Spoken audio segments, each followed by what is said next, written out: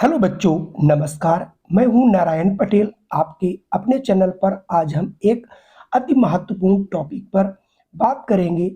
Scholarship यानी छात्रवृत्ति।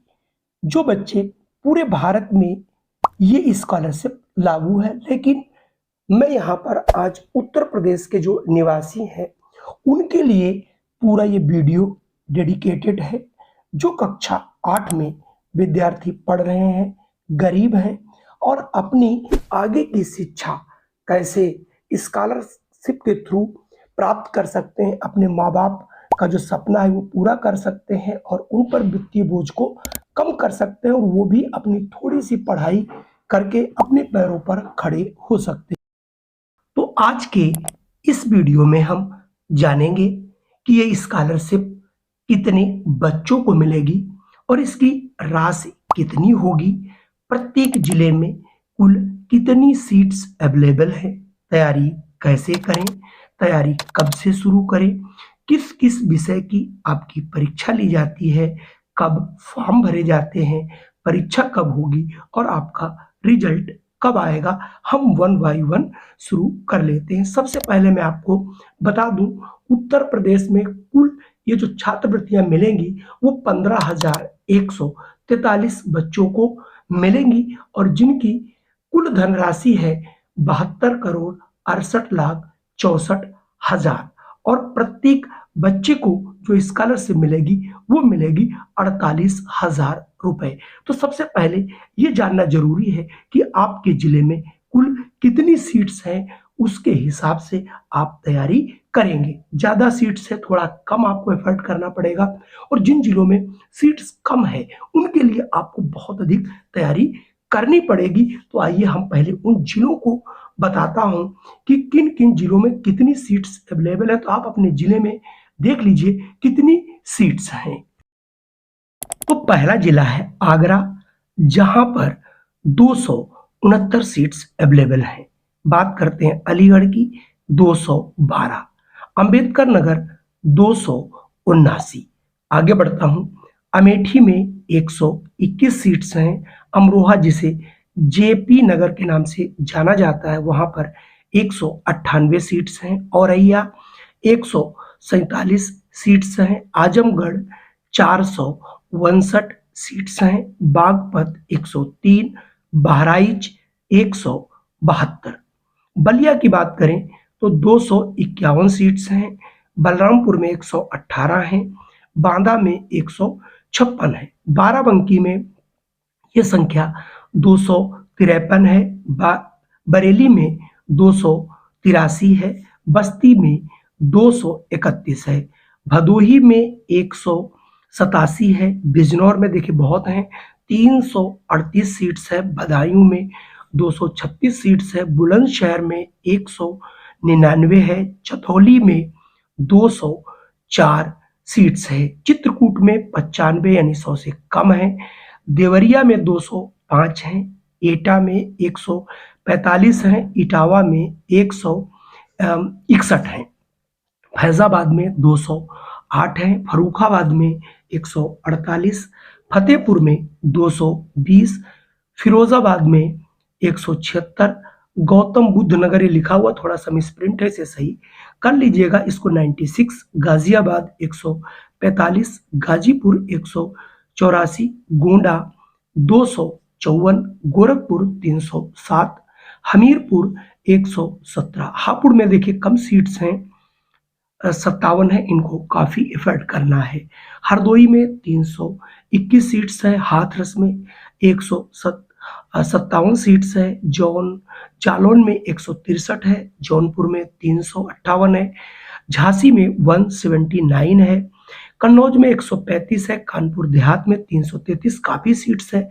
कासगंज में आपकी 111 सीट्स है। कौशाम्बी में 105 सीट है। कुशीनगर में 254 सीट्स है।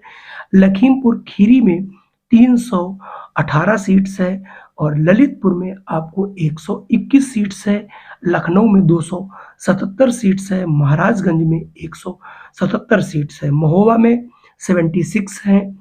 मैनपुरी में 134 है। मथुरा में 165 है। मऊ में 147, मेरठ में 217 और मिर्जापुर में 233 सीट्स हैं।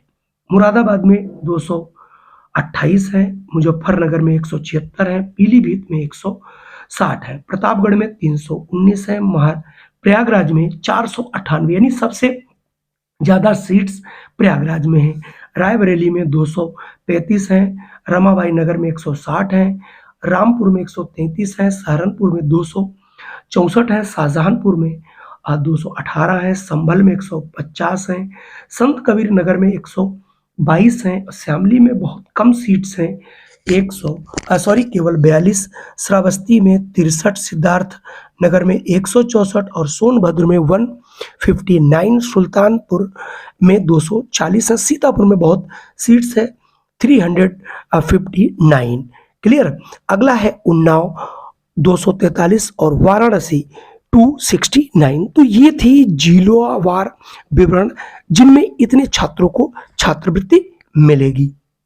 अब बात करते हैं कि प्रत्येक छात्र को कितनी छात्रवृत्ति मिलेगी। यदि आप इस परीक्षा को पास कर लेते हैं तो कक्षा 9, 10, 11 और 12वीं में पढ़ने के लिए आपको प्रत्येक वर्ष 12,000 रुपये मिलेंगे, यानी आपको 48,000 रुपये मिलेंगे, या फिर आप ये कह सकते हो 1,000 रुपये प्रतिमाह आपको मिलेंगे।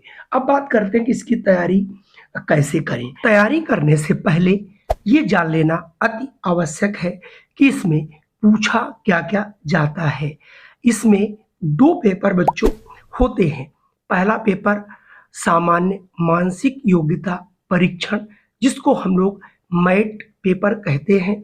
इसमें से आपके 90 प्रश्न पूछे जाते हैं। ये आपके लिए थोड़ा सा अलग है, तो आप इसकी एक बुक मार्केट से ले सकते हैं और जिसमें काफ़ी आसान से प्रश्न पूछे जाते हैं, यहाँ से मिल जाएगा। जो सबसे कठिन और सबसे अच्छा पेपर आता है उसमें आपका जो दूसरा पेपर रहता है, इसमें शैक्षिक अभिरुचि परीक्षण, जिसको हम लोग सेट के नाम से जानते हैं।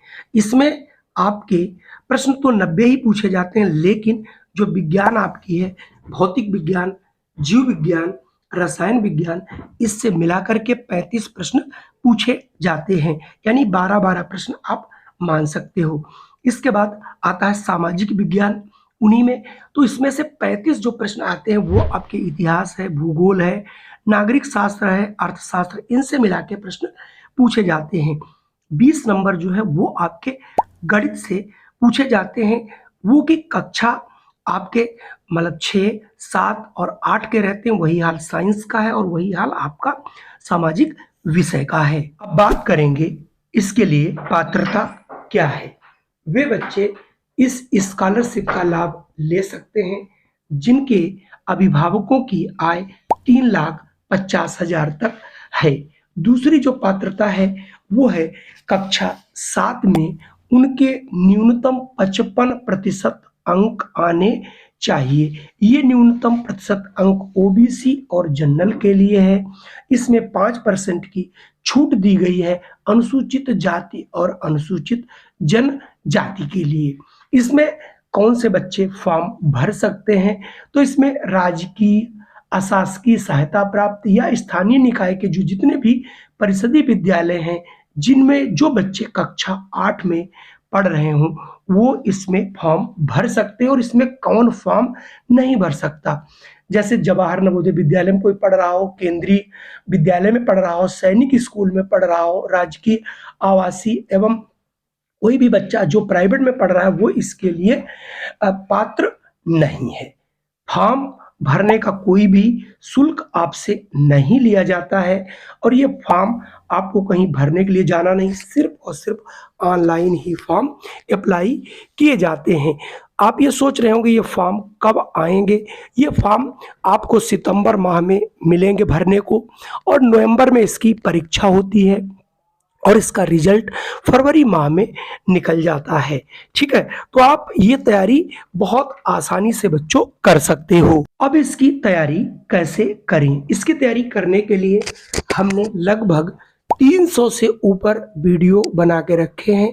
डिस्क्रिप्शन बॉक्स में जाइए और वहाँ पर लिंक कॉपी कर लीजिए। लिंक से आप डायरेक्ट हमारे व्हाट्सएप नंबर से जुड़ सकते हैं। अगर आप चैनल पे पहली बार हो तो इसे सब्सक्राइब कर लीजिएगा और बेल आइकन भी दबा देना, जिससे प्रतिदिन आपको एक लेटेस्ट वीडियो मिल सके और जानकारी भी मिल सके। और यदि आप इस परीक्षा की तैयारी करना चाहते हैं तो आप कर सकते हैं। और इस परीक्षा का जो नाम है वो आपको मालूम होना चाहिए, राष्ट्रीय आय एवं योग्यता आधारित परीक्षा है, जिसको आप सभी लोग इसका लाभ उठाइए और अपने भविष्य को संवारिए। जय हिंद, वंदे मातरम।